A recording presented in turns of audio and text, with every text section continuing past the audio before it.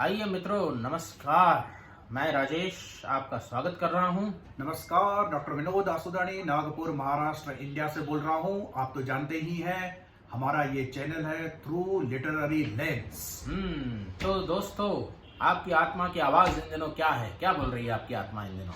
जी, आत्मा तो आजकल बोलती ही नहीं है राजेश जी। इतने सामाजिक, सांस्कृतिक, राजनीतिक और आर्थिक और नैतिक दबावों के बीच आत्मा क्या बोलेगी। तो आत्मा चुप हो गई या आत्मा की आवाज सुनाई देना बंद हो गई इतने शोरगुल में? इतने शोरगुल में आत्मा की आवाज सुनाई देना बंद हो गई, किंतु जो कलाकार हैं, जो आर्टिस्ट हैं, जो साहित्यिक हैं, जो कवि हैं, उनको निश्चित रूप से आत्मा की आवाज सुनाई देती है। राही मासूम रजा भी तो कहते हैं ना साहब जी। इतने शोर में दिल से बातें करना है नामुमकिन। वाह वाह। इतने शोर में दिल से बातें करना है नामुमकिन, जाने क्या बातें करते हैं आपस में हमसाए। वाह वाह।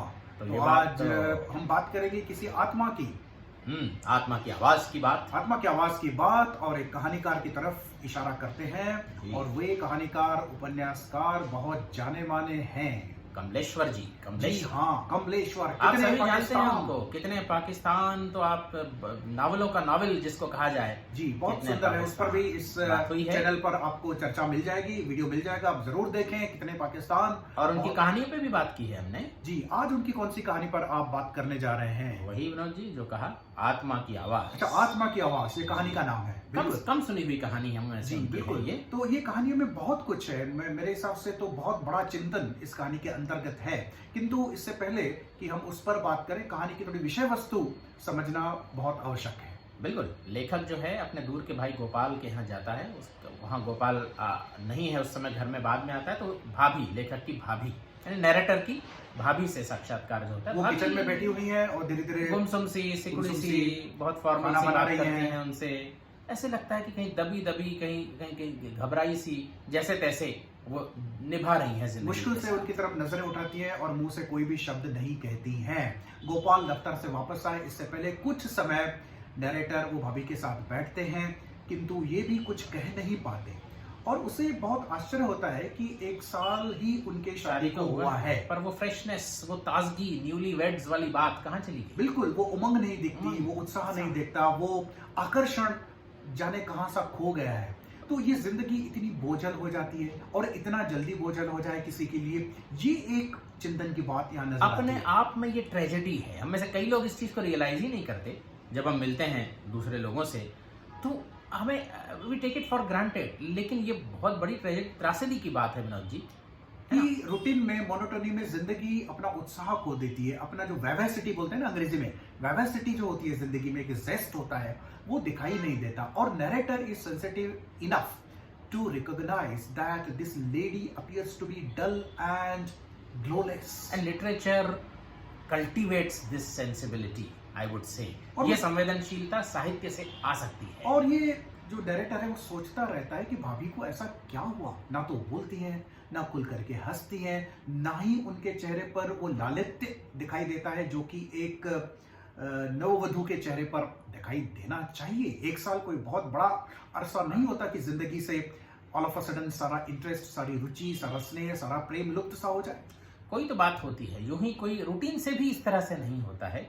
तो जब गोपाल आते हैं तो उनका बिहेवियर अपनी पत्नी के प्रति बड़ा थोड़ा अजीब सा होता है। जिस तरह से वो रोटियों को लेके उसकी ताने देते हैं, और ना सिर्फ ताने देते हैं, पिटाई भी कर देते हैं। अंदर जाके पिटाई करते हैं और उसकी थप्पड़ की आवाज नैरेटर को सुनाई देती है।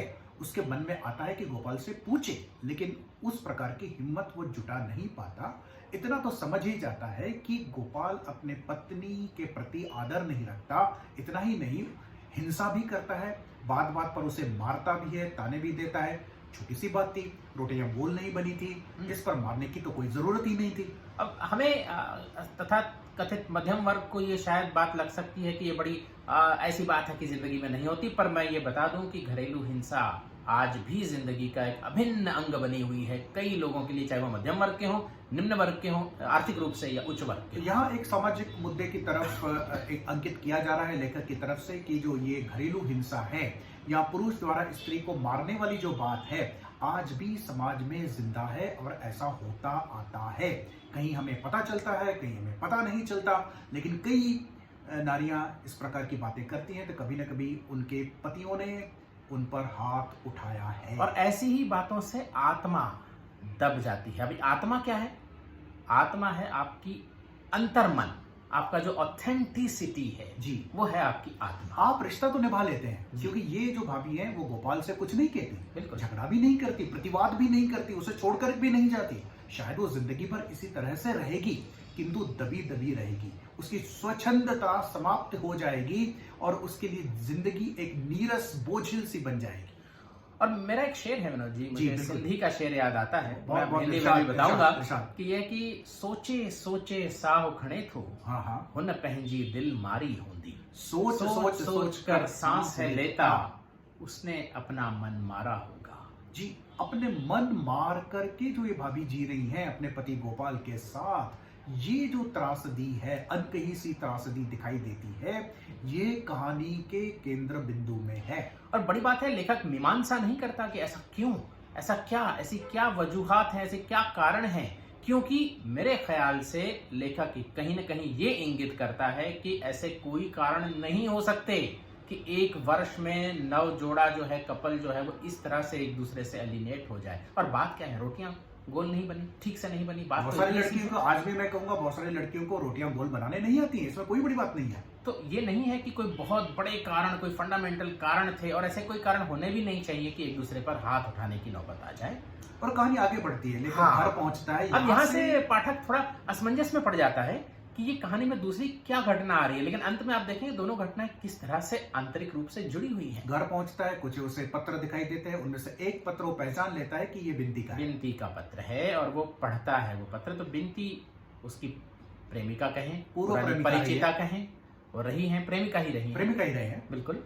और उसकी अब शादी कहीं और हो चुकी है, शायद 2 साल हो चुके हैं शादी को। वो कहती है कि वो यथार्थवादी पत्र, बड़ा अच्छा पत्र है वो। आप वो तो जब सुनेंगे आप कहानी तो बिल्कुल प्रभावित हुए बिना नहीं रहेंगे। वो नैरेटर भी आधा ही पढ़ पाता है वो पत्र। और बिंती उसमें लिखती है कि मैं तुमसे प्यार करती थी, लेकिन उसके बाद मेरी शादी किसी संभ्रांत परिवार में हो गई। और ऐसा लगा मुझे कि केवल शरीर अब पति को दूंगी, आत्मा तो तुम्हारी है। बहुत बार ऐसा होता है कि यदि किसी प्रेमी या प्रेमिका आपस में शादी ना कर पाए तो खास करके लड़कियां और लड़के भी ऐसा मानते हैं कि ठीक है, हमारी आत्मा तो इसी प्रेमी के साथ या प्रेमिका के साथ रहेगी, शादी के पश्चात हम अपने पति या पत्नी को केवल शरीर ही अर्पण करेंगे।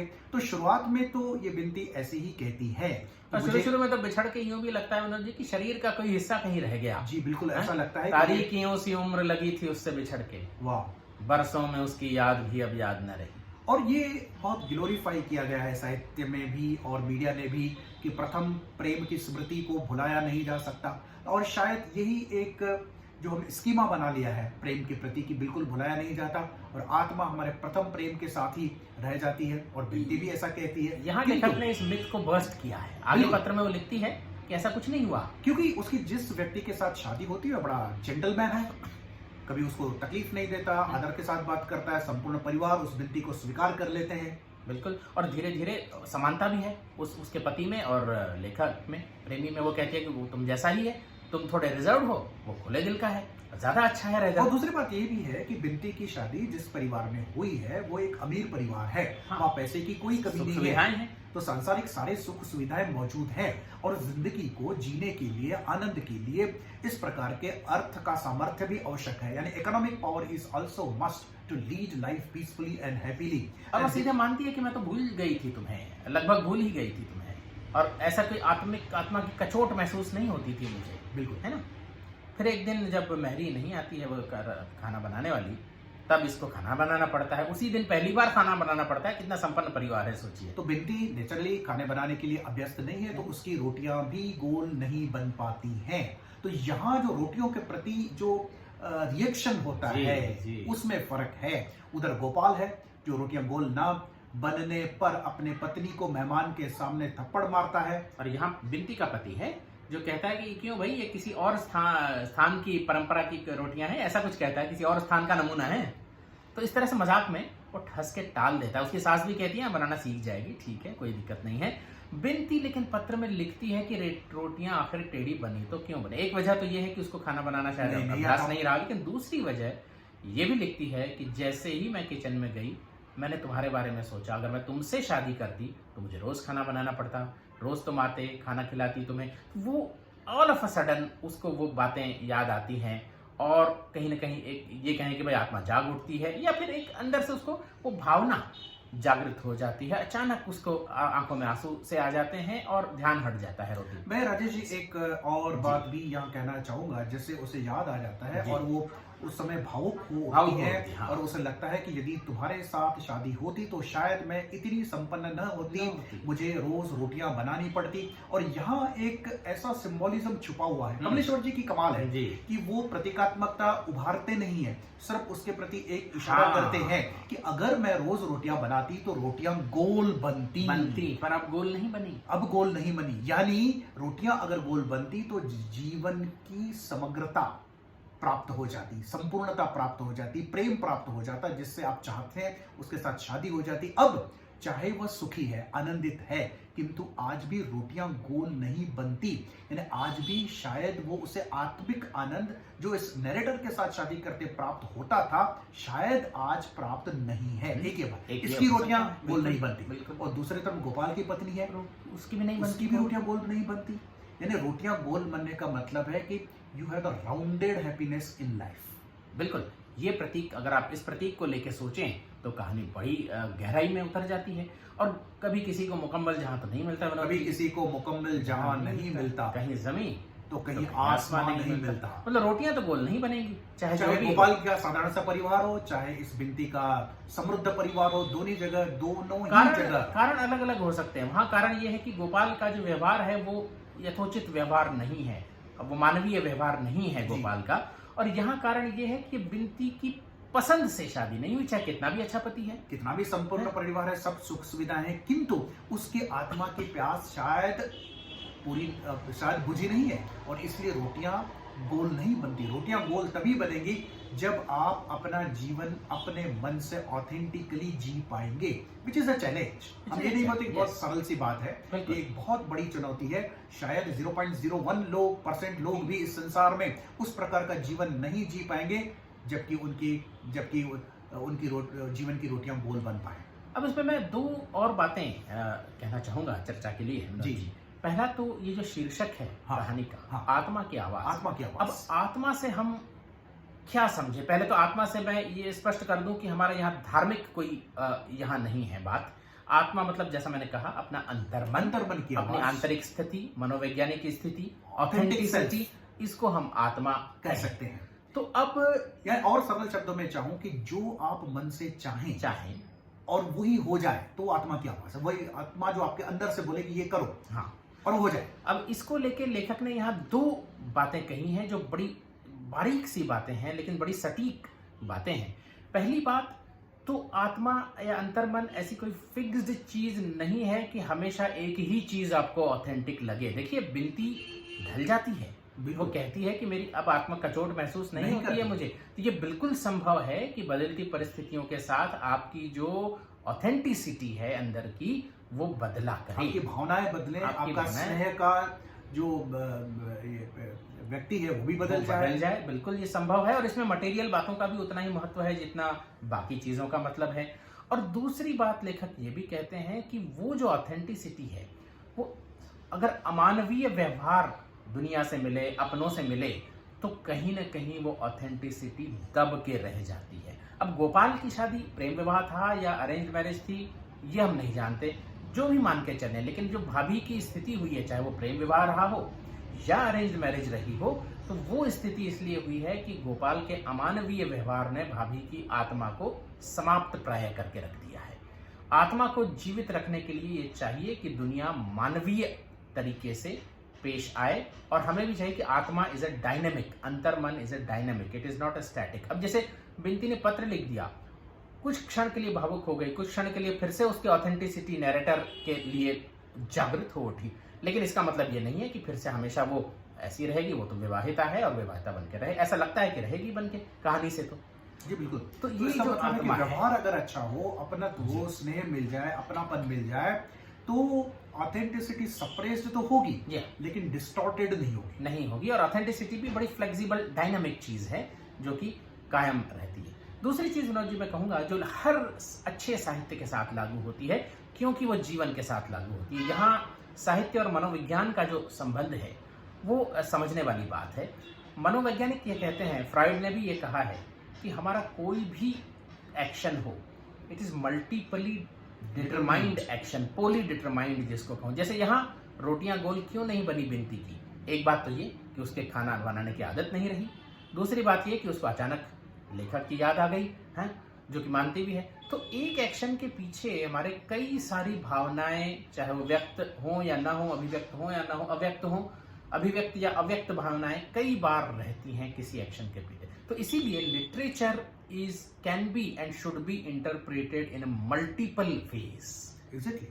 तो और ये कमलेश्वर जैसे जो एक मंझे हुए लेखक हैं जी, उनको पढ़ना एक अपने आप में सुखद अनुभूति है, एक एनलाइटनमेंट का प्रोसेस है। मैं तो ऐसा कहूंगा कि बिल्कुल। Literature is the process of enlightenment. और यहाँ मैं विनोद जी एक चीज कहूँ जो शायद नई सी लगे हमारे पाठकों को, एक मैं कहूँगा एक क्वांटम क्रिटिसिज्म है। क्वांटम क्रिटिसिज्म इसलिए कि आप जानते हैं क्वांटम फिजिक्स में multiple possibilities are realised at once. जी बिल्कुल। तो यहाँ आत्मा है भी आत्मा की आवाज, आत्मा की आवाज नहीं भी है, आप दबा भी रहे हैं, आप अभिव्यक्त भी कर रहे हैं आत्मा की आवाज। तो ये और बड़े बड़े उपन्यासों में और बड़ी बड़ी कहानियों में इसको मैं आत्मा की आवाज का स्पेसिमेन मानता हूं। लेकिन अगर आप क्वांटम क्रिटिसिज्म करें तो आप पाएंगे कि एक जो लिटरेचर का कोई भी वर्क है, चाहे वो नॉवेल, कविता, कहानी, उपन्यास कोई भी हो, वो कई सारी संभावना को एक साथ प्रकट करता है, लिए रहता है। कुछ रियलाइज होती हैं, कुछ रियलाइज नहीं होती हैं, कुछ साथ साथ रियलाइज होती हैं। वो एक दूसरे के अपोजिट भी हो सकती हैं कई बार। बिल्कुल। और यहाँ एक और बात है, जो कहानी जिसकी तरफ नहीं जाती है, जी, बिनती के खत पढ़ने के बाद हाँ, उसका जो प्रभाव पड़ता है लेखक पर यानी नैरेटर पर, वो बहुत ही भावुक प्रभाव। वो कहता है कि इसके आगे मैं पत्र नहीं पढ़ पाया। बिल्कुल अधूरा छोड़ देता है, बाद में कभी पढ़ूंगा पूरा पत्र, ये भी कहता है।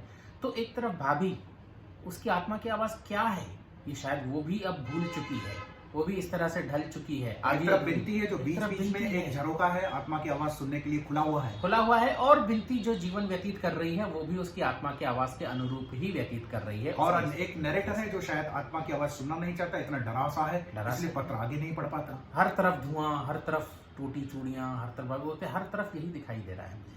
तो ये कहानी बहुत सुंदर है, कलात्मक है, साहित्यिक है और मनोवैज्ञानिक है।